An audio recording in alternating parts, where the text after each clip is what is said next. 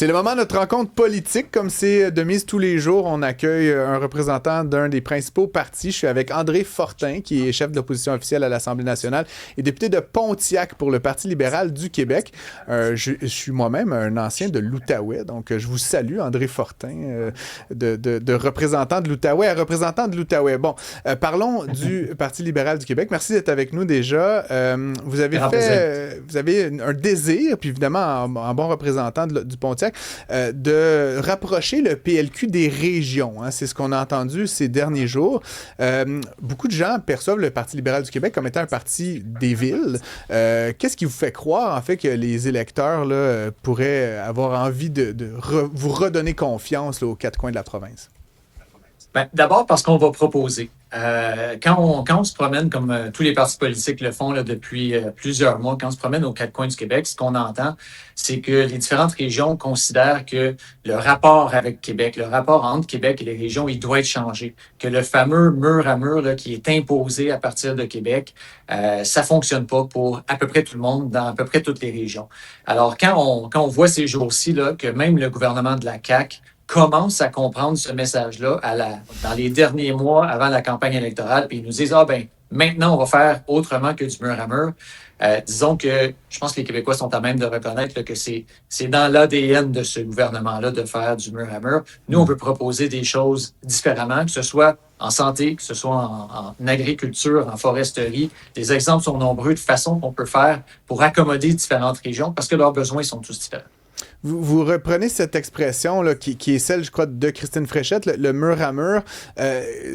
Donnez-nous des exemples, parce qu'en fait, je vous avouerai que moi, bon, j'entends ça, j'ai une vague idée de ce que ça veut dire, mais est-ce qu'il y a des erreurs ou des dossiers spécifiques où on a été insensible, selon vous, là, au plaidoyer ou aux besoins des régions québécoises au cours des dernières années?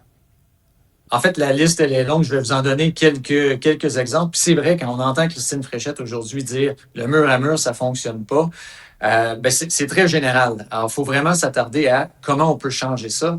Je vous donne l'exemple du régime minier. Le gouvernement de la CAQ a changé le régime minier au cours des dernières années. Là, ça, c'est les règles à travers lesquelles les compagnies minières peuvent opérer au Québec. Le problème avec ça, c'est qu'on a des régions où il y a une acceptabilité sociale du minier. Je pense entre autres à l'Abitibi, qui a une économie qui est entre autres basée là-dessus. Ouais. Puis il y a des régions où il y a beaucoup de villégiature, des régions où il y a des gens dans certaines communautés qui sont moins certains, qui veulent peut-être des règles un peu plus strictes. Là, le gouvernement de la CAQ a changé le régime minier, puis il a mis les mêmes règles pour la Mauricie que pour l'Abitibi. Puis ça, ce que ça a fait, c'est que comme juridiction au Québec, on est passé d'une juridiction qui était très intéressante pour les compagnies minières à une juridiction qui est moins intéressante. Et ça, même si les élus de l'Abitibi nous l'avaient dit un après l'autre, vous allez diminuer les investissements, ça va faire mal à notre économie, c'est exactement ça qui est en train de se passer. Je vous en donne un deuxième exemple. Vous avez parlé de l'Outaouais d'entrée de jeu, alors vous le savez, là, les soins de santé, c'est difficile en Outaouais. C'est difficile d'avoir accès à des soins de santé, puis ça fait longtemps que ça dure. L'hôpital de Gatineau, voulez-vous qu'on en parle? L'hôpital de Gatineau, là, il y a une proposition sur la table depuis plusieurs années d'avoir un nouvel hôpital. Mm-hmm. Mais cet hôpital-là, si on l'ouvre demain matin, il va être à moitié vide parce qu'il n'y a pas de personnel. Et ça, c'est parce que l'Ontario, qui est juste à côté, vient nous shipper notre personnel avec des conditions de travail qui sont pas mal plus intéressantes, des conditions salariales qui sont plus intéressantes que ce qu'on offre au Québec.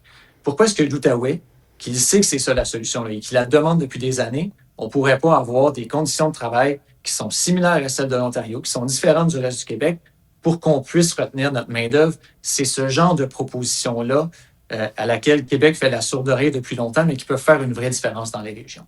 Cybèle Olivier est avec nous. Est-ce qu'on doit comprendre de ça que vous voudriez que l'Outaouais ait un traitement de faveur par rapport au reste du Québec? En fait, ce qu'on veut, c'est que les patients de l'Outaouais soient au même niveau que les autres patients du Québec. Aujourd'hui, là, les gens de l'Outaouais, ils ont plus de difficultés à avoir des soins de santé parce qu'on a le plus petit nombre d'infirmières au Québec. Et à chaque année, on en a de moins en moins, encore que les autres régions en ont de plus en plus. Pourquoi?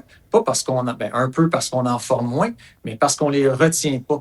Il y a énormément de professionnels de la santé dans notre région qui habitent ici, mais qui travaillent en Ontario. Donc, ils servent des patients ontariens. Alors, nous, ce qu'on veut, c'est que le patient ait le même niveau de service, mais pour ça, il faut traiter notre personnel de façon différente. Ça, c'est la solution que la région connaît, c'est la solution que la région propose, mais que Québec ignore. Alors, est-ce qu'on peut arrêter de faire du mur à mur, dire toutes les infirmières vont être traitées de la même façon au Québec, mais dire tous les patients vont être traités de la même façon parce qu'on va avoir des approches différentes de région en région. Est-ce qu'il n'y a pas un danger qu'en, disons, en donnant des meilleures conditions aux gens de l'Outaouais, ben là, ce soit les gens de, je sais pas, de Rigaud qui s'en aillent là, puis est-ce qu'on fait pas juste déplacer la ligne de démarcation un petit peu plus loin à l'intérieur du territoire, finalement? J'essaie de comprendre en pratique comment ça prendrait la forme, une idée comme celle-là. Ben, nous, ce qu'on a mis de l'avant, entre autres, c'est d'avoir une loi spécifique là, pour dire en Outaouais, il faut que ce soit différent parce que la disponibilité des soins est juste pas au rendez-vous en ce moment.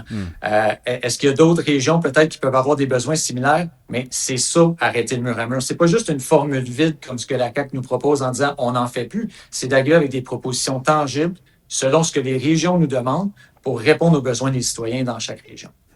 En ce qui concerne, on reste sur la question des régions. Beaucoup des régions ont des demandes ou des attentes. Puis vous parlez de l'hôpital de Gatineau. Bon, je pense qu'on en parlait quand j'étais jeune, là, quand j'habitais là déjà. Plusieurs autres de ces projets-là, le pont sur le Saguenay, ça doit faire 25 ans qu'on parle de ça. Le train jusqu'à Gaspé, le troisième lien. Tiens, pourquoi pas ressortir un lapin du chapeau? D'ailleurs, le candidat Farnell Morissette, qui est candidat au PLQ, a dit qu'il n'était pas fermé à cette idée d'un troisième lien. Est-ce qu'il y a des mesures ou des investissements spécifiques auxquels le PLQ peut aujourd'hui s'engager là, envers justement ces régions-là? C'est quand même des gros dollars. Est-ce qu'il y en a certains que vous souhaitez ou pensez mettre de l'avant dans le cadre de la prochaine campagne? Bien, quand on dit qu'il faut arrêter le mur à mur, là, et quand on dit qu'il faut faire les choses différemment, puis écoutez, ça veut dire arriver avec des propositions qu'on n'invente pas, mais qui viennent des régions. Je vous donne un exemple, puis nous, on en a parlé beaucoup au cours des dernières années parce qu'on y croit et c'est quelque chose qu'on va vouloir mettre de l'avant absolument. C'est l'idée qui est poussée par l'Union des producteurs agricoles de dire les agriculteurs qui sont en région éloignée, ceux qui sont, par exemple, pas le long de la 20 puis de la 40, là, mais qui sont sur la Côte-Nord, qui sont en Abitibi, qui sont dans le nord du lac Saint-Jean, bien, ces agriculteurs-là, ça leur coûte plus cher pour le transport de leurs animaux. Ça leur coûte plus cher pour avoir de l'essence. Ça leur coûte plus cher pour avoir accès au marché. Alors, est-ce qu'on peut avoir un programme pour encourager l'agriculture dans des régions éloignées? Alors, oui, on va avoir des solutions comme celle-là qui font en sorte que peut-être que d'un agriculteur à l'autre, il va y avoir des disparités, des changements, des différenciations dans les programmes. Mais quand ça nous vient des agriculteurs eux-mêmes, si eux sont capables de se rencontrer, quelqu'un de Drummondville comme quelqu'un du nord du lac Saint-Jean, puis dire c'est le genre de choses dont on a besoin pour favoriser l'agriculture partout au Québec. Mais il faut être à l'écoute de ces choses-là. Mais je vous répète la question, puis bon, prenons la Côte-Nord, là, vous parlez quasiment de leur donner des subventions. Pourquoi on ne fait pas un pont à la place? Pourquoi, au lieu de continuer à arroser ces gens-là de nouveaux dollars aux frais de tous les contribuables, pourquoi est-ce qu'on ne construit pas l'infrastructure qu'il faut, puis que ce soit, encore une fois, le Saguenay, le train en Gaspésie, le troisième lien pour les gens de Chaudière-Appalaches? Pourquoi on ne fait pas ces projets d'infrastructure-là au lieu de continuer à les alimenter de deniers public? J'aimerais un peu que vous... Mais ça, c'est deux choses différentes. Je vous dirais qu'il y a des infrastructures publiques là, auxquelles il faut s'attarder. Puis vous connaissez comme moi l'état des finances publiques du Québec. Alors, est-ce que je suis en train de vous dire que ça va être oui à tout le monde pour tous les projets? C'est sûr qu'il va y avoir un ordonnancement là, de ces projets-là. Puis on va les prendre un à la fois.